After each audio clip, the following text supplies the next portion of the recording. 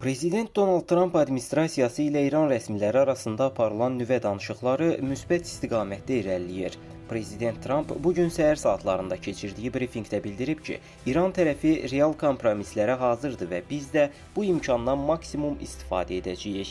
Razılaşmanın əsas məqsədi İranın uran zənginləşdirmə fəaliyyətinin ciddi şəkildə məhdudlaşdırılması və eyni zamanda beynəlxalq nəzarət mexanizmlərinin gücləndirilməsidir. ABŞ tərəfi ilə razılaşmanın əldə olunacağı təqdirdə İran üzərində olan bəzi iqtisadi sanksiyaların yumşaldılacağını istisna etmir. Danışıqlarda iştirak edən mənbələr bildiriblər ki, razılaşmanın ilkin mərhələsi artıq kağız üzərindədir və yaxın günlərdə texniki detallara dair daha dərin müzakirələr keçiriləcək.